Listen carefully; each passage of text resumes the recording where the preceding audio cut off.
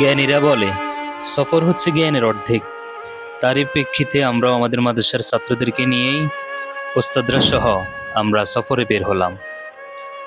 আমরা রাস্তা দিয়ে যাওয়ার সময় অনেক সুন্দর সুন্দর প্রাকৃতিক সৌন্দর্য দৃশ্য দেখতে পেলাম, যেগুলা ভিডিওতে ক্যামেরাবন্দি করে আপনাদের সাথে শেয়ার করলাম। এরপর আমরা পৌঁছালাম সর্বপ্রথম মার্ক ল্যান্ড পার্কে।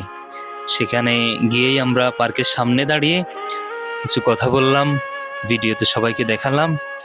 এর কিছুক্ষণ পরেই আমরা টিকিট কেটেই পার্কের ভিতরে প্রবেশ করলাম। দেখেন ঝর্ণা খুব সুন্দর, ঘোরাফেরা করলাম, অনেক সুন্দর সুন্দর দৃশ্য ভালো লাগলো। আমাদের ছাত্ররা খুব আনন্দ পেল, তারা খুব আনন্দ করতেছে, উৎসব করতেছে। আমরাও তারা কি করতেছে ওগুলো ভিডিও করলাম, হাঁটলাম, দেখলাম, ভালোই লাগলো আলহামদুলিল্লাহ। দেখেন আল্লাহর সৃষ্টি এত সুন্দর, মাশাআল্লাহ মাশাআল্লাহ। আল্লাহর সৃষ্টি কতই না সুন্দর। এটা আপনি যখন সফর করবেন, যখন ঘোরাফেরা করবেন, বিভিন্ন জায়গা আপনি ভিজিট করবেন, তখন আপনি দেখবেন, এছাড়া দেখতে পাবেন না। আল্লাহর কত নিয়ামত আল্লাহ তাআলা আমাদেরকে দিয়েছেন। পৃথিবীর মধ্যে, বিশেষ করে আমাদের বাংলাদেশের মধ্যে কত নিয়ামত লুকায়িত আছে। এরপরে ছবি তুললাম, দাঁড়ালাম। সুইমিং পুলের সামনে আমরা 4 জন মিলে এটা সঙ্গীত কিছু গাইলাম। এরপর ঝর্ণার সামনে আমরা দাঁড়িয়ে একটা সঙ্গীত গাইলাম, আমাদের হাফিজ মুসা সাহেব সহ, হাফিজ জিহাদুল ইসলাম সাহেব সহ। এরপরে আমরা ওখান থেকে চলে গেলাম ত্রিমোহনাতে।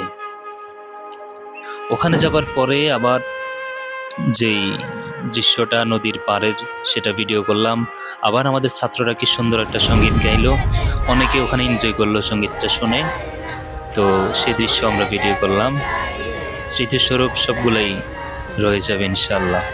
এটা নদীর পাড়েই খুব সুন্দর অসাধারণ দৃশ্য। পাথরের যে টুকরাগুলা, এগুলোর উপর দাঁড়িয়ে আমাদের ছাত্ররা সঙ্গীত গাইতেছে।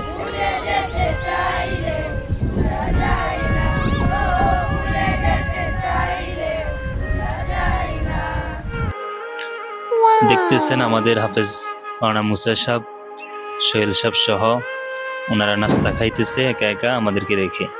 এরপরে আমরা থিম পার্ক, যেটা মোহনপুর থিম পার্কে চলে গেলাম।